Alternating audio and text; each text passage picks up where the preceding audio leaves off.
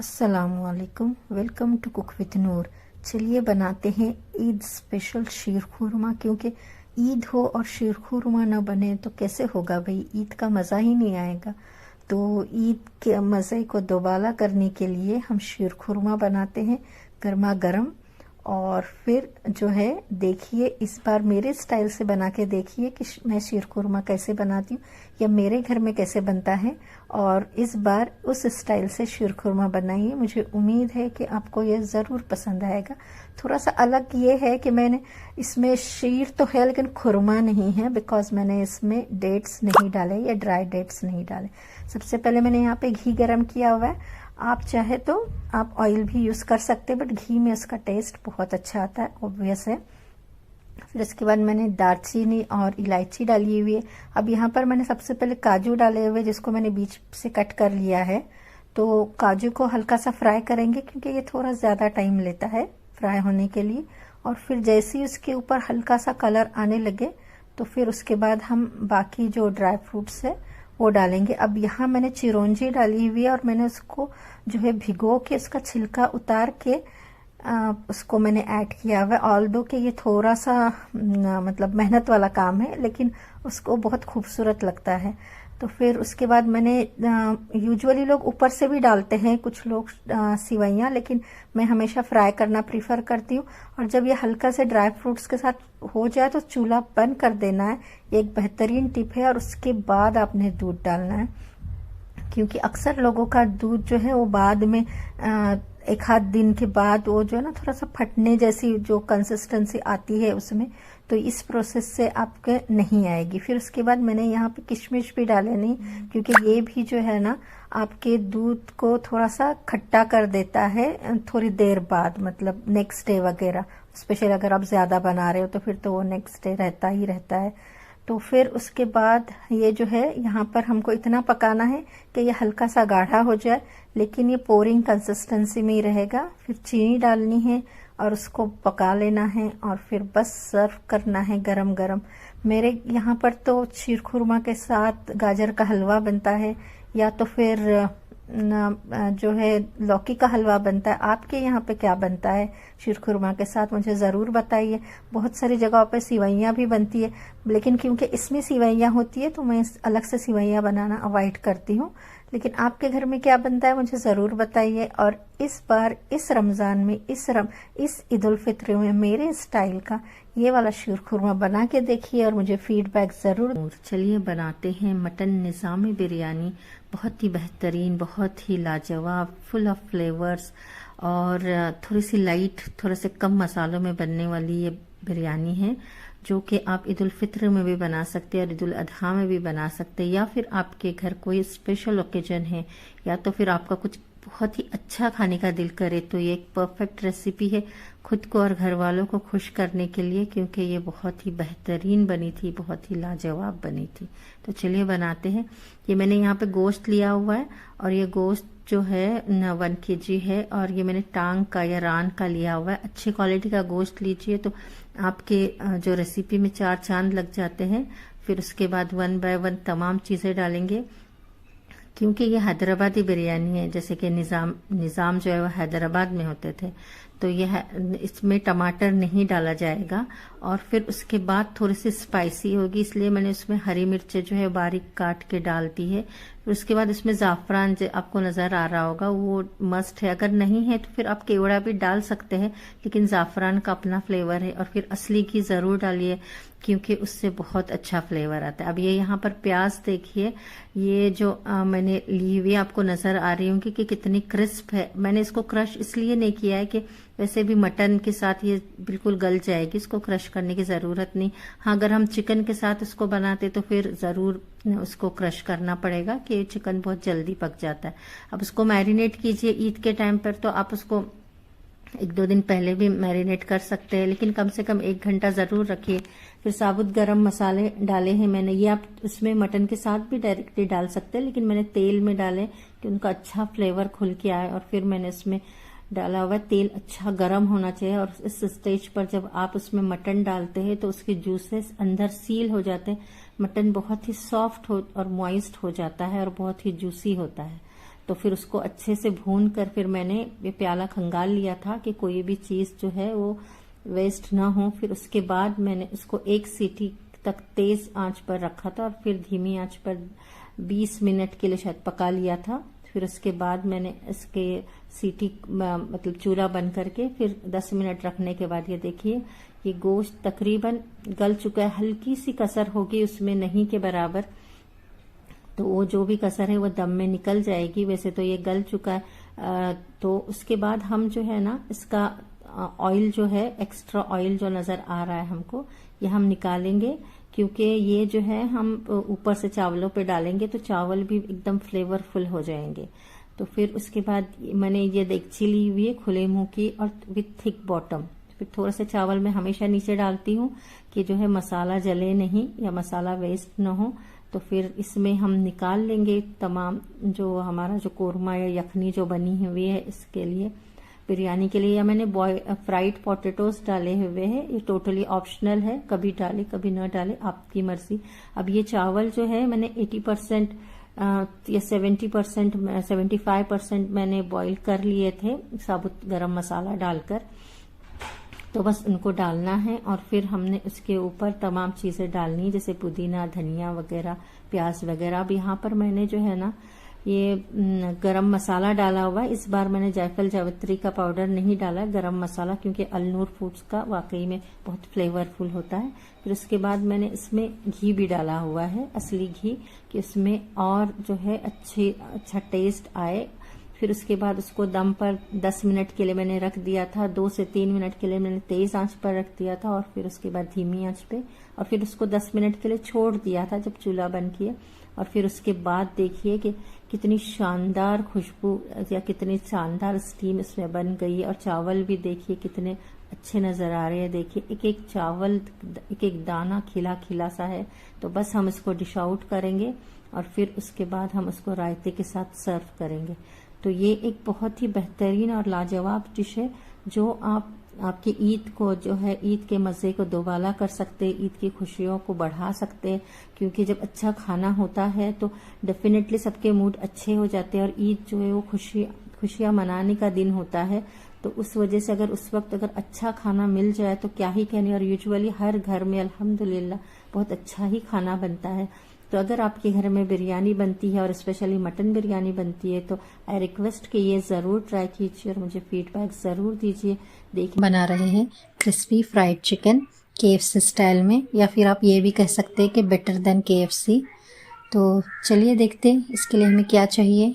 हमको ये मैंने 2 किलो चिकन ली हुई है, जिसमें नमक और सिरका डाल के इसको 10 मिनट के लिए अच्छे से मिक्स करके रख दिया है। ये यहाँ पर मैं 2 किलो के हिसाब से बना रही हूँ। आप जिस हिसाब से आधा किलो या 1 किलो की बनानी है उस हिसाब से तमाम इंग्रेडिएंट्स ले लीजिए। अब 10 मिनट के बाद मैंने इसको छान के रख दिया है और मसाले तैयार करना है जो कि इसके ऊपर लगाना है। तो यहाँ पे आपको स्क्रीन पर दिख रहा होगा 1 बाय 1 तमाम मसाले हम यूज़ करेंगे। यहाँ पर जहाँ मैंने जिंजर पाउडर और गार्लिक पाउडर यूज़ किया हुआ है, अगर आपके पास नहीं है तो आप जिंजर और गार्लिक का पेस्ट भी यूज़ कर सकते हैं, कोई हार्ड एंड फास्ट रूल नहीं है। और इन सबको मिक्स करना है। उसके बाद एक एक पीस पे इसको अच्छे से अप्लाई करना है। और हाँ, कोशिश कीजिए कि चिकन जो है वो ज़्यादा गीली ना हो, उसका पानी निकल चुका हो। और फिर एक एक पीस पे आप जो है मलमल के उसको लगा दीजिए और फिर उसको ओवरनाइट रखिए या 4 से 5 घंटे के लिए ज़रूर रखिए।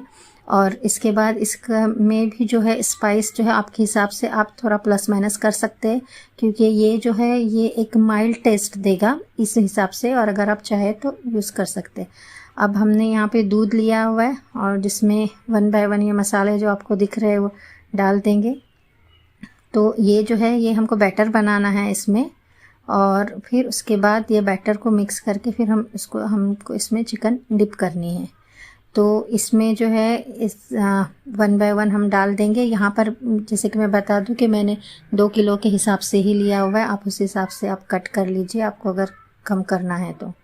और फिर इन सबको तमाम मसाले डाल के हम इसको मिक्स कर लेंगे और एक बैटर बनाएंगे जो कि न बहुत ज़्यादा गाढ़ा हो और न ही बहुत ज़्यादा पतला हो।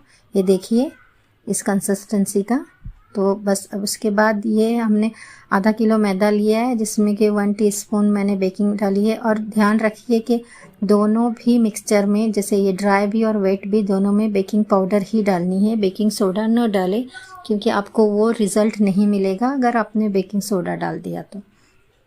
अब ये चिकन जो हमने मैरिनेट करके रखी हुई थी, तो इसके बाद जो है हम इसको निकाल देंगे और फिर उसको पहले ड्राई मैदे में उसको ये करेंगे, रोल करेंगे। और अभी देखिए ये सबसे अहम, सबसे इम्पॉर्टेंट ये प्रोसेस है, ये जो प्रोसेस अभी जो मैं बताऊंगी, क्योंकि इसी से इसमें फ्लेक्स बनेंगे। और मलमल के इसके ऊपर लगा दीजिए और इसके बाद फिर जब एक अच्छी कोटिंग हो जाए तो फिर उसको झाड़ना ज़रूर है, क्योंकि उसी से ही आपके जो फ्लेक्स जो है वो बनेंगे ये। और उसके बाद दूसरी इम्पॉर्टेंट चीज़ ये है कि आपको आपकी कढ़ाई में जितने पीस इजीली भी रहेंगे उतने ही पीसेस को आपने रेडी करना है। तमाम पीसेस को रेडी करके नहीं रखना है, वरना फिर वो सॉगी हो जाएंगे और उसके वो फ्लेक्स जो हमें चाहिए वो नहीं मिलेंगे, रिक्वायर्ड रिज़ल्ट जो है हमें नहीं मिलेगा। अब ये हमने इसमें बैटर में डाल दिया है, उसको अच्छे से कोट होने के लिए उसमें अच्छे से डिप कीजिए और फिर उसके बाद एक्सेस जो उसका बैटर होगा वो निकाल लीजिए। और उसके बाद फिर हम वापस से इसको मैदे में रोल करेंगे। और ये जो है यहाँ पे आपको 1 से 2 मिनट तक के लिए एटलीस्ट एक एक पीस को जो है मैदे में रोल करना है और मलमल के इसको लगाते रहना है मैदा।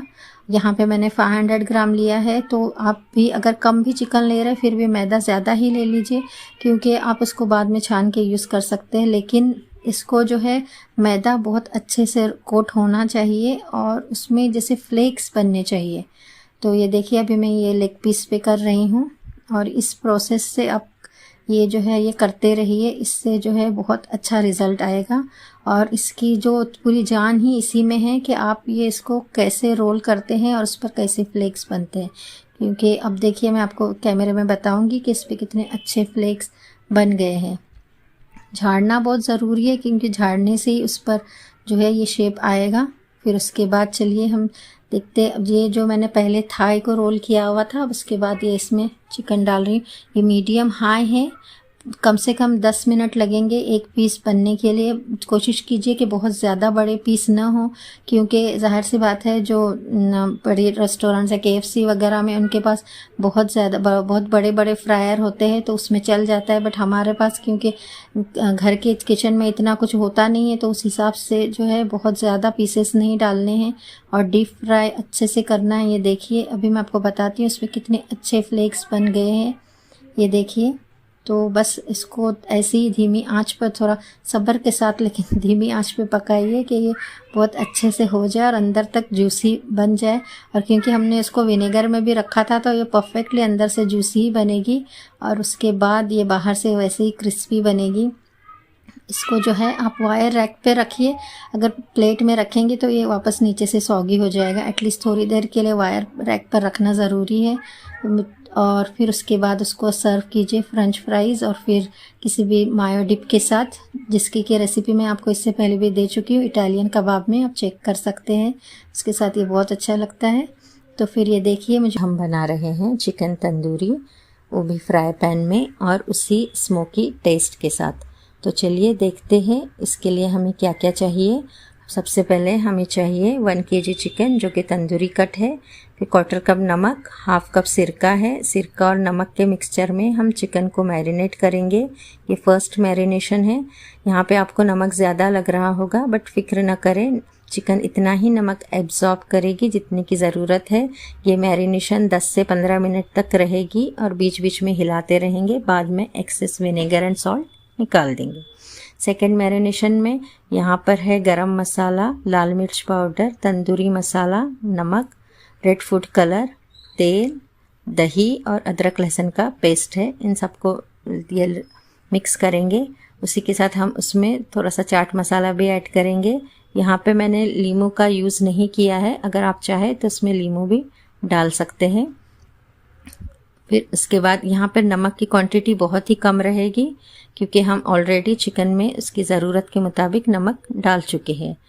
इस मैरिनेशन को मिक्स करके चिकन पे अच्छे से अप्लाई कर देंगे और कट्स में भर भर के लगा देंगे।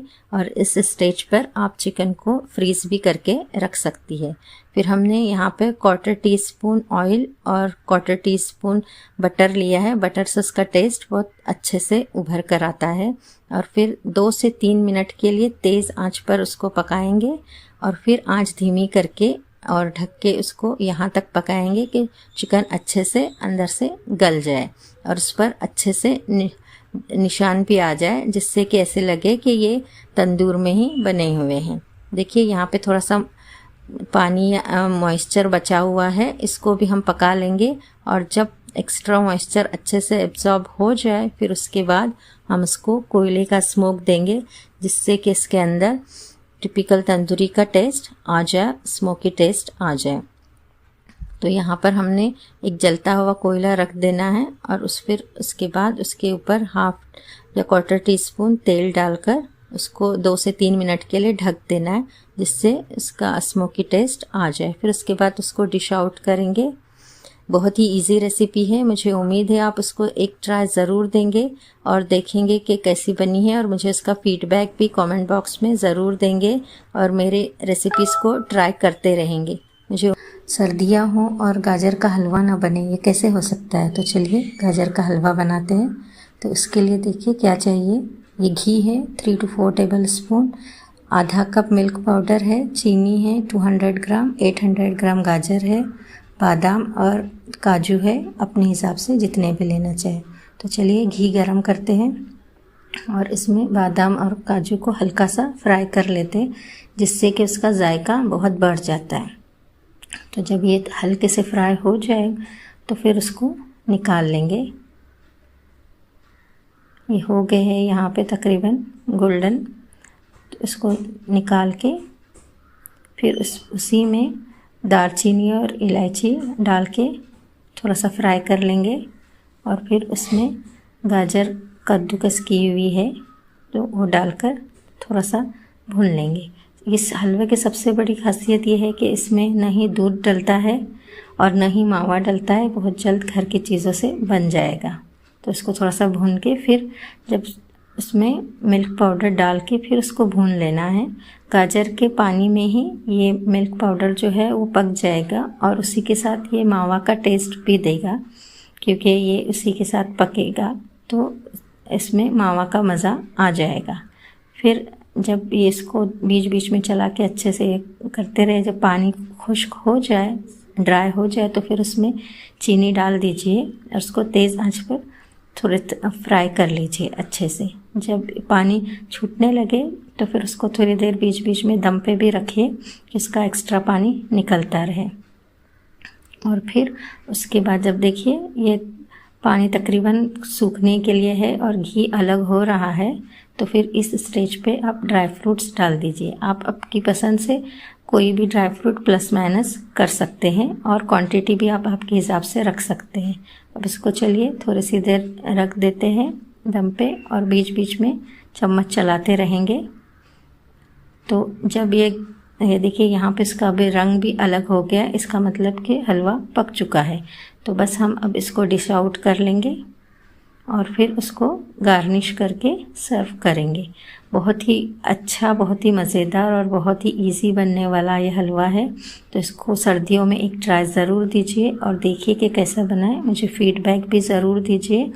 मुझे उम्मीद है कि आपको ये रेसिपी ज़रूर पसंद आएगी। इसको एक ट्राई ज़रूर दीजिए और फ्रेंड्स के साथ और फैमिली के साथ शेयर ज़रूर कीजिए। हम बना रहे हैं सिर्फ 3 इंग्रेडिएंट्स से बनने वाला एक बहुत ही टेस्टी ओरियो डिज़र्ट। तो चलिए देखते इसके लिए क्या चाहिए। हमें ओरियो बिस्किट्स चाहिए, जो कि हमने 2 पैकेट लिए है अभी फ़िलहाल के लिए। ये तकरीबन 22 बिस्किट्स है। इनको हम मोटा मोटा तोड़ के ग्राइंडर में क्रश कर लेंगे, फाइन पाउडर बना लेंगे और फिर उसके बाद थोड़ा सा निकाल देंगे हमको, क्योंकि उससे डेकोरेशन करनी है या गार्निशिंग करनी है। फिर हमने यहाँ पर 3 से 4 टेबल स्पून बटर लिया है, उसको भी मिक्स करके अब हम उसको जो है इस सर्विंग डिश में एक लेयर उसकी बना लेंगे अच्छे से। थोड़ा दबा दबा के इवनली इसको स्प्रेड कीजिए और जब तक कि आगे का प्रोसेस होता है हम उसको फ्रिज में रख देंगे।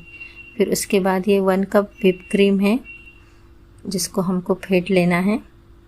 इसको अच्छे से फेंट लेंगे यहाँ तक के सॉफ्ट पीक्स बन जाए। अगर आप चाहे तो उसके अच्छे फर्म पीक्स होने तक भी बीट कर सकती है, इट्स अप टू यू।